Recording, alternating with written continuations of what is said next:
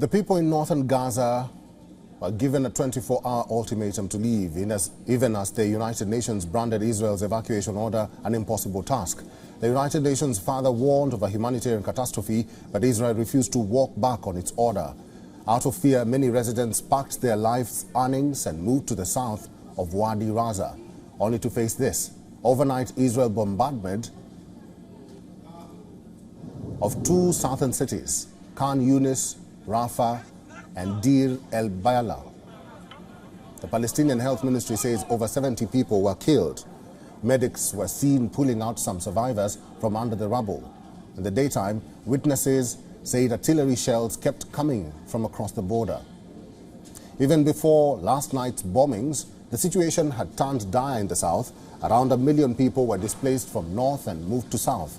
Immediately after, hospitals and shelter rooms were attending to patients more than their capacity. Food, water, and medicine supplies are running low throughout the strip.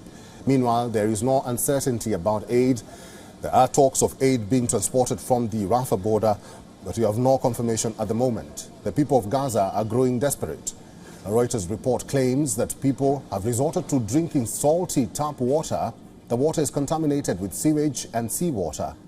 The United Nations says fuel reserves at all hospitals are expected to last for only 24 hours.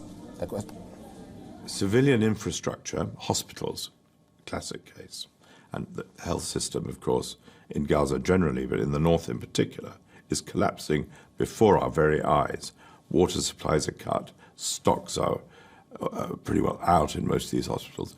These are civilian infrastructures, and they also are protected by international humanitarian law from attack. They must not be attacked. They must be places of safety. The question now is, where do the people of Gaza go? Out of the 3 exit crossings, 2 have been shut, and Israel has refused to open the 3rd one.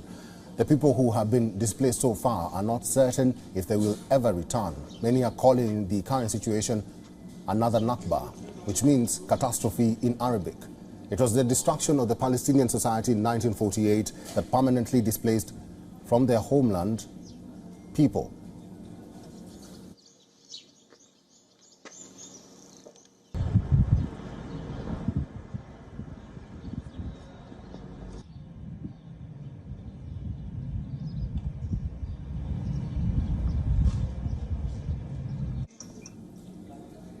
We're now being joined by Omar Barghouti. He's a prominent Palestinian human rights defender.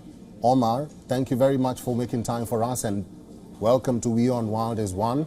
It's good to talk to you. I hope you're safe. Let me begin by that. Thank you very much. Now, Omar, we see the situation, what is happening in Gaza at the moment. People are being told to move southwards, but where will they go? Some say this is a trap. It is absolutely a trap, and I personally know people, friends, colleagues who have moved, who were so terrified by the bombing and who have children and felt compelled to move. And then in the caravan they were part of, the caravan was bombed by Israeli jets. So they managed to escape, going very, very fast in their car to escape the carnage. But there was a lot of death, a lot of injury in that caravan. The main point is, now we have the founding prosecutor of the International Criminal Court, Mr. Luis Ocampo, saying that a full blockade of Gaza can be considered genocide.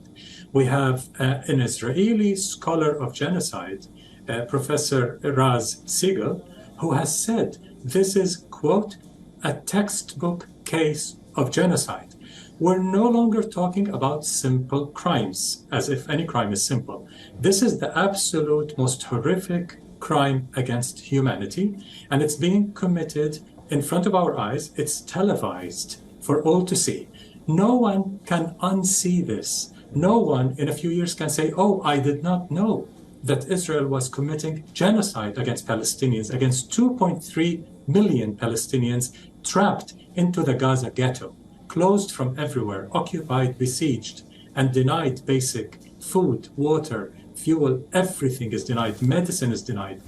More than 1,000 Palestinian children have been killed by Israel's bombing. More than 1,000 in 11 days. Can you just imagine the monstrosity involved in this genocidal war? So the world is either silent, which is complicity, or directly complicit, providing Israel with weaponry and with a full diplomatic cover to allow it to continue its impunity without accountability to international law. This is showing as if some lives matter and other lives don't. White lives matter and brown and black people's lives don't.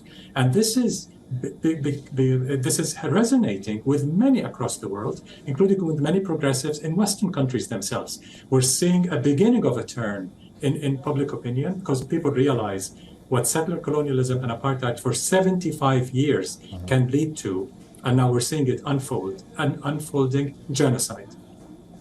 Omar, now that you brought up that issue of public opinion, we are seeing and we are expecting a ground invasion by Israel. They've said that they warned Gazans living in these areas that they say are holdouts for Hamas to leave. Now they say that if they proceed with a ground invasion, they are not to blame. What do you say? This is an absolute violation of international humanitarian law, as almost all international law experts have said.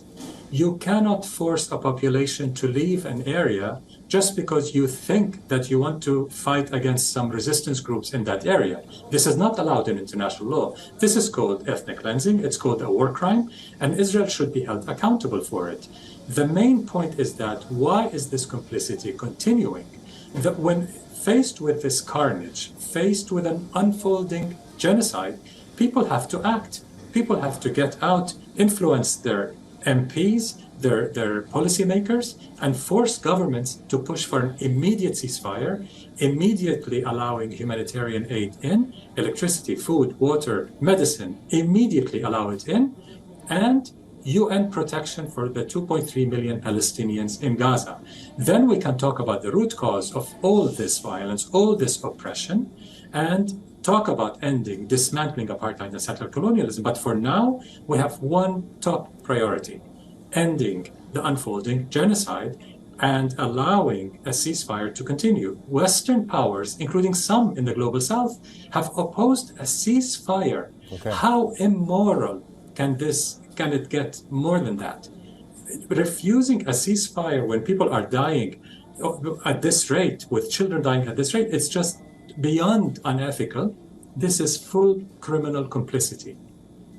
All right, I've been talking to Omar Barghouti. He's a prominent Palestinian human rights defender. Omar, thank you for talking to WION World is One today. Thank you. WION is now available in your country. Download the app now and get all the news on the move.